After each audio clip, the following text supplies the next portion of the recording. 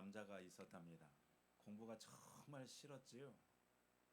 근데 부모님은 가정 형편도 안 되고 머리가 좋지 않은 이 아들을 먼 도시까지 유학을 보냈습니다. 그러니 어떻을까요? 중학교 첫 성적이 나왔는데 반에서 68명 아이들 가운데서 68등을 했습니다. 꼴찌를 한 겁니다. 끼니도 제대로 못 먹는, 그리고서도 아들을 중학교로 보낸 이 어머니 부모님들을 생각할 때 너무 창피하고 죄송스러워 차마 꼴찌한 성적표를 보여드릴 수가 없었습니다. 그래서 고심 끝에 꾀를 냈지요. 잉크로 적혀져 있는 68이라고 하는 이 등수를 살살 지워내고 일자로 고쳐냈습니다. 그리고 부모님에게 보여드린 것이지요. 68등이 갑자기 1등이 되어버린 것입니다. 아버지가 뭐라 하셨을까요? 아버지는 의외로 무덤덤하셨는데 주변의 반응이 뜨거웠습니다. 아버지는 앞으로 봐야 돼. 이번에는 어쩌다가 1등 했는가 배 하셨지만은 주변의 사람들은 누가 아버지는 자식도 참 잘 뒀어. 1등을 했으면 책거리를 해야지. 이 상황에 못 이겼는지 아버지께서 다음날 집 앞에 냇가에 멱을 감고 돌아오는 그 모습을 보니까 돼지를 한 마리 잡아서 동네 잔치를 벌이고 있는 것입니다. 근데 그 돼지는 그 집에 하나밖에 없는 재산 목록 1호였습니다. 기가 막힌 일이 벌어진 것입니다. 아버지를 보는 순간 아버지! 하고 불렀지만 그 다음 말이 나오지가 않았습니다. 그리고는 뒤도 안 돌아보고 도망가 버렸지요. 아버지는 그래서 지금도 아들이 그때 꼴찌가 아니라 1등 한 줄 알고 돌아가셨답니다. 그것만 생각하면은 아버지께 너무 죄송하다는 것이지요. 여러분들이 이렇게 웃고 계시는 걸 보니까 여러분들은 학교 다니실 때 성적이 꽤 괜찮으셨는가 봅니다. 여러분은 부모님께 성적표를 보여드리기 곤란한 적이 없으셨는지요? 우리도 그런 상상해 보았지요. 마음에 안 드는 성적표를 고쳐서라도 부모님께 좋은 점수 보여드리고 싶은 상상입니다. 그러나 여러분 괜찮습니다. 비록 학교 다닐 때 공부는 좀 못해서 성적이 좀 시원찮고 가난해서 남들처럼 성공하지 못했더라도 지금 하나님 앞에서 우리가 당당한 삶이었으면 좋겠습니다. 다른 건 몰라도 하나님 앞에서는 좋은 점수, 하나님께는 좋은 성적표를 받는 이 자리 우리가 모두가 되었으면 좋겠습니다. 여러분의 하나님께 받은 성적표는 어떠하신지요? 열왕기서를 보면 이스라엘 여러 왕들에 대한 성적표가 나옵니다. 오늘 말씀은 그 중에서 아마샤라고 하는 왕의 평가입니다. 그의 성적은 좀 어땠을까요? 1절에서 4절 말씀 우리 한번 같이 읽도록 하겠습니다. 교독해서 읽을 터인데 제가 1절 말씀을 읽습니다.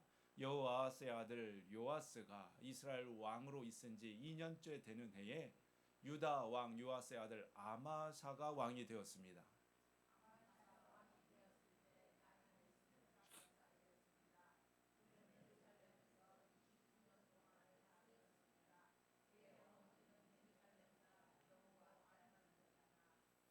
아마사는 여호와께서 보시기에 옳은 일을 했습니다. 아마사는 그의 아버지 요아스가 행한 대로 모두 행하였습니다. 그러나 그의 조상 다윗만큼은 못했습니다.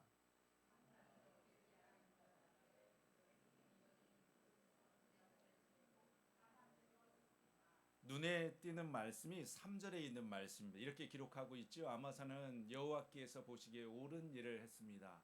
아마사는 그의 아버지 요아스가 행한 대로 모두 행하였습니다. 그러나 그의 조상 다윗만큼은 못했습니다. 얼핏 봐서는 그의 평가가 그리 나빠 보이지 않습니다. 그는 하나님 보시기에 옳은 일을 했습니다.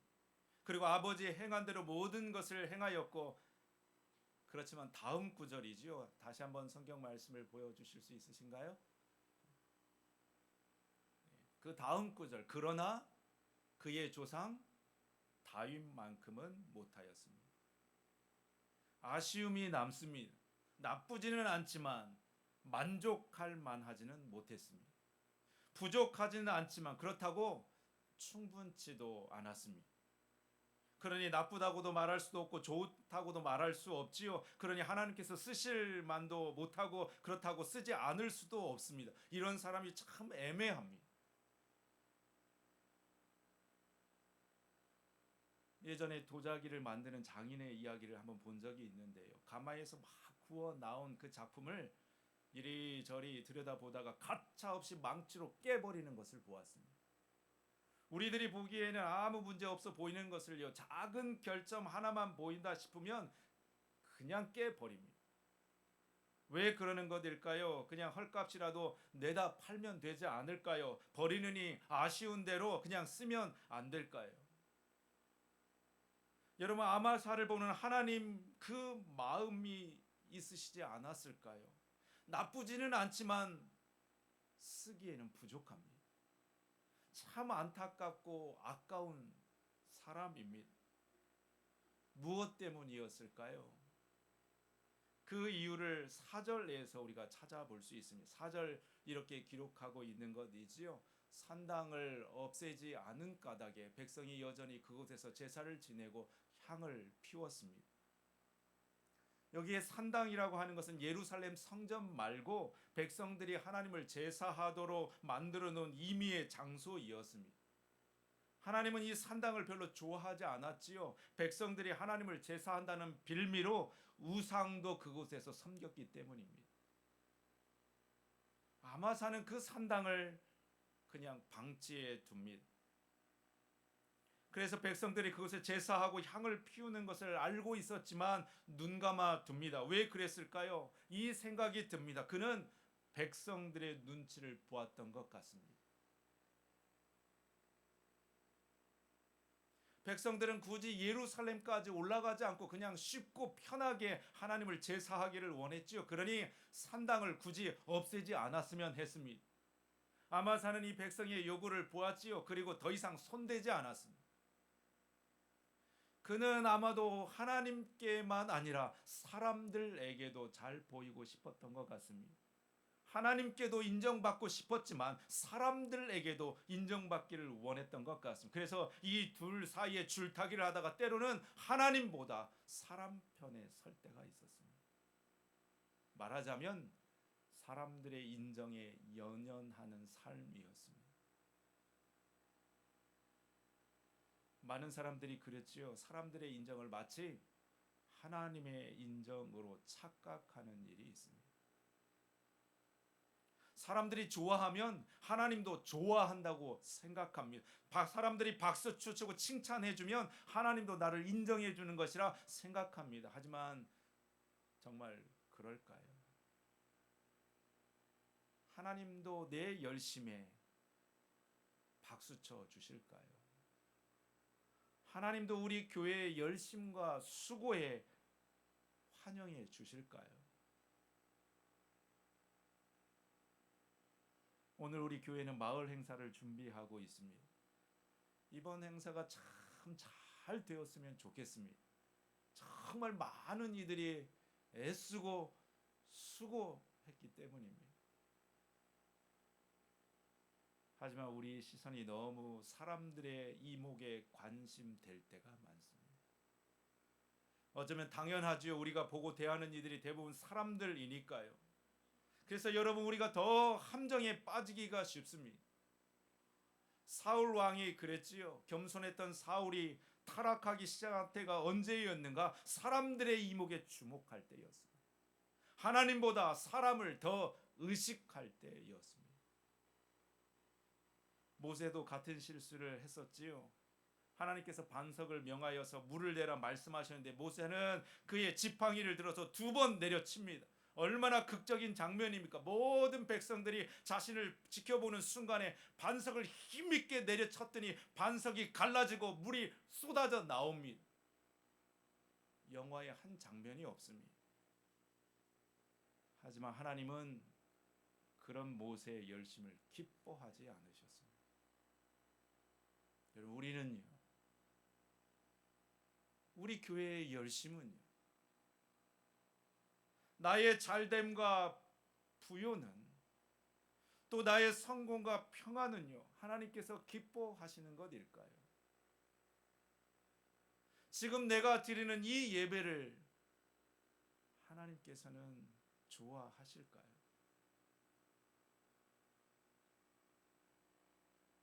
우리가 너무 사람들의 환호와 인정에 도취되지 않았으면 좋겠습니다. 우리에게 중요한 것은 사람의 평가보다 하나님 보시기에 어떠했느냐이기 때문입니다. 우리의 기준이 거기에 있어야 하지요. 사람들이 아무리 좋은 점수를 주더라도 우리 믿는 자들은 하나님의 주시는 점수가 더 잘 받아야 하지 않을까요? 여러분, 축구 경기에서 이기는 방법이 있지요. 축구는 골을 많이 넣어야 됩니다. 육상 경기는 달리기를 잘 해야 되지요. 야구에서는 공을 잘 쳐야 됩니다. 축구 경기에서 아무리 달리기를 잘해도 골을 넣지 못하면 이길 수 없습니다. 야구 경기에서 공을 아무리 잘 찬다 그래도 점수를 주지 않습니다. 가끔 우리가 이런 학생들을 보지요. 열심히는 하는데 점수가 안 나온다고 그럽니다. 왜 그러는 것일까요? 엉뚱한 것을 공부하거나 출제자의 의도에 상관없이 자기 방식대로 열심히 공부하는 사람이면 점수가 좋을 리가 없습니다. 오늘 마을 노래 자랑할 때도 마찬가지입니다. 누가 노래 자랑해서 좋은 점수를 받을까요? 간단합니다. 심사위원의 기준에 따라 노래 잘 부르는 사람입니다. 그래서 여러분, 기준이 중요합니다. 신앙인에게는 사람의 기준보다 하나님의 보시는 기준이 더 중요하다는 말씀입니다. 바라기는 여러분, 우리의 행함과 열심이 하나님 보시기에 기뻐하는 것이 되어져서 하나님께 인정받는 삶이 되기를 축복합니다. 하나님에게서 빗나가는 열심은 금방 변질되기 쉽습니다. 아마사도 하나님을 따르는 듯 싶다가도 그의 열심이 엉뚱한 곳으로 흘러갑니다. 5절 6절의 말씀 우리 한번 같이 읽어보실까요? 화면을 보시면서 같이 읽습니다. 아마사는 왕권을 굳게 세운 뒤에 자기 아버지를 살해한 신하들을 죽였습니다. 그러나 그들의 자녀는 죽이지 않았습니다. 그것은 모세의 율법에 적혀 있는 말씀을 따른 것입니다. 여호와께서 자기 잘못했다고 해서 아버지를 죽이면 안 된다. 또한 아버지가 잘못했다고 해서 자녀를 죽여도 안 된다. 각 사람은 자기가 지은 죄에 따라 죽어야 한다고 명령하셨습니다. 아마사가 나라가 안정되자 자기 아버지의 억울함을 풀어드립니다. 자신의 아버지가 억울하게 신하에게 죽임을 당했기 때문이었지요. 그런데 그 아버지의 복수를 감정에 따라 하지 않고 모세의 율법을 따라 아주 절제 있게 행합니다. 그리고 그 나라 밖의 정쟁도 승리를 이끌게 되지요. 7절 말씀에 이렇게 기록합니다. 아마사는 소금 골짜기에서 에돔 사람 10,000명을 죽였습니다. 그는 전쟁 중에 셀라 성을 점령하고 그 이름을 욕되리라 불렀는데 그 성은 지금까지도 그렇게 불립니다. 에돔과의 전쟁에서 아마사가 대승을 거두고 성읍을 빼앗아 옵니다. 이것이 적은 일이 아닌 것이 그동안 유다는 늘 패하고 빼앗겼기 때문입니다. 힘이 약하니 남의 나라 눈치를 볼 수밖에 없었지요. 그런데 이번에 큰 승리를 거두어내었습니다. 그러니 얼마나 힘이 나고 신이 납니까? 하지만 거기서 멈췄다면 좋았을 것을요. 아마사가 무리수를 둡니다. 8절 말씀 우리 한번 같이 읽도록 하겠습니다. 시작.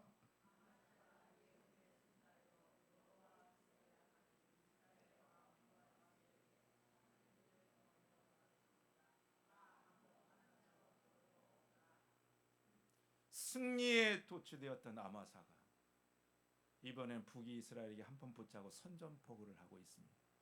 왜요? 그는 이전의 승리를 자신의 승리로 생각했기 때문입니다. 자신이 현명하고 자신이 힘이 세서 이겼다고 생각했지요. 그래서 여러분, 하나님 열심이 아닌 자기 열심인 사람이 위험한 이유가 여기에 있습니다. 그는 꼭 교만으로 흘러갑니다. 그의 열심을 하나님을 위한 열심이 아니라 자기 방식대로 열심이었기 때문입니다. 그는 오히려 일이 잘 될 때가 더 위험한 것이죠. 차라리 일이 잘 안 되면 자기 반석 후회라도 할 텐데요. 일이 잘 되니 자기 승리에 도취되어집니다. 그래서 여러분, 정상에 오른 후가 진짜 위기라는 말이 맞습니다. 우리는 일이 뜻대로 잘 될 때, 주변이 박수치고 환영해 줄 때, 그때를 더 조심해야 합니다. 그때가 교만하기 가장 쉬운 때이기 때문입니다.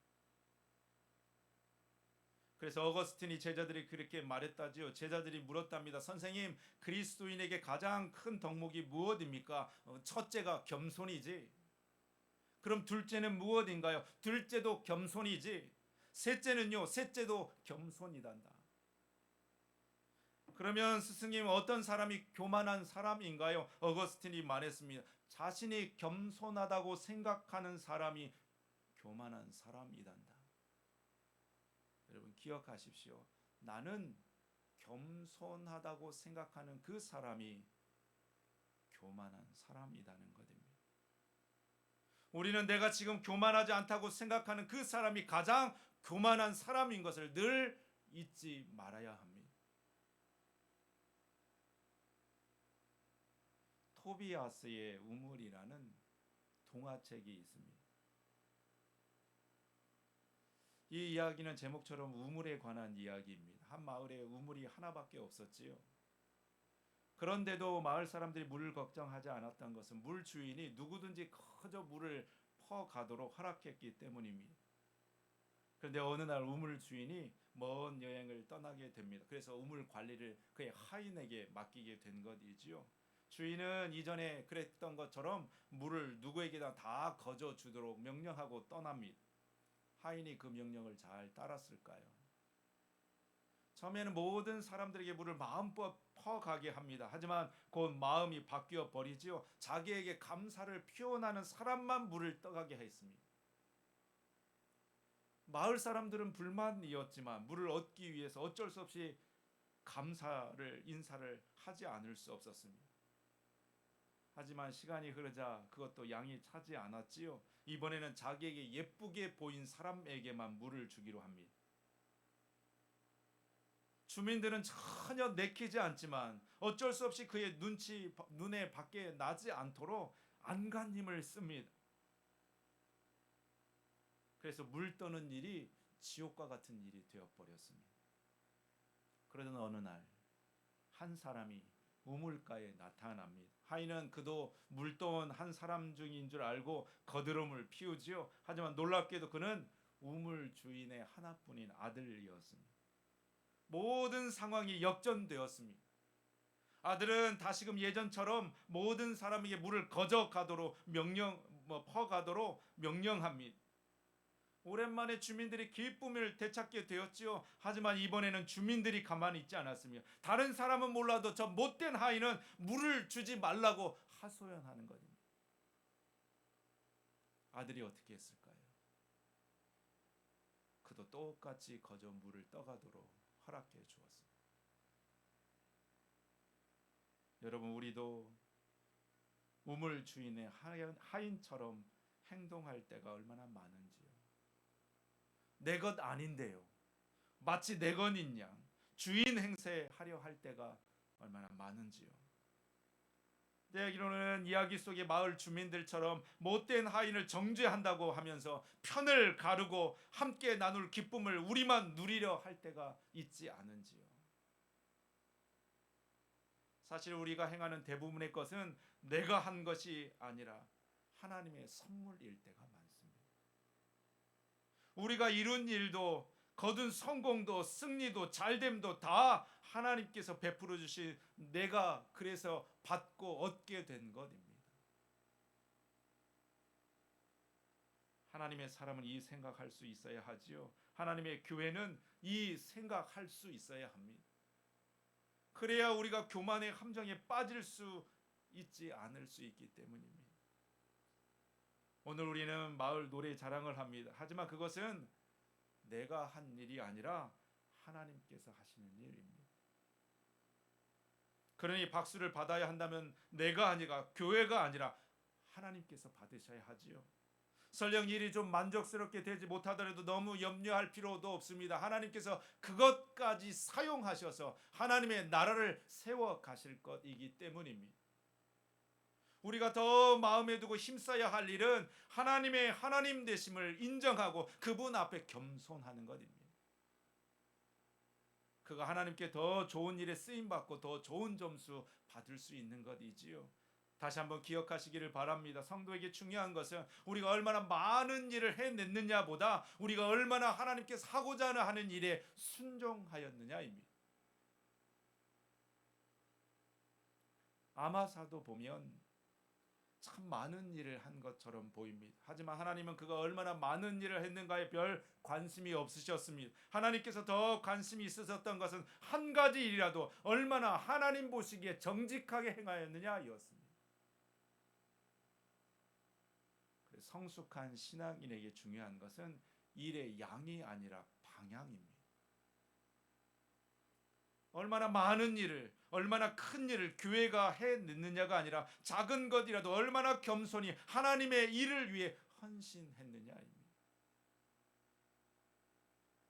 여러분, 나의 열심은 어디를 향하고 있는지요? 우리 수천교회 헌신은 어디를 향한 헌신인지요? 이 방향이 제대로라면 비록 지금 우리가 서툴고 부족하고 지금 당장 큰 성과가 없더라도 하나님께서 그를 귀히 쓰시고 더 큰 일을 감당하도록 기회와 길을 열어주실 줄로 믿습니다. 저는 이 자리에 우리 모두가 또 우리 수촌교회가 그와 같이 하나님 앞에 쓰임받는 선한 일꾼의 삶을 살아가기를 축복합니다. 그가 이 땅에서 하나님께 가장 큰 점수를 받고 인정받는 복된 삶이 될 줄로 확신합니다. 같이 기도하시겠습니다. 하나님 아버지,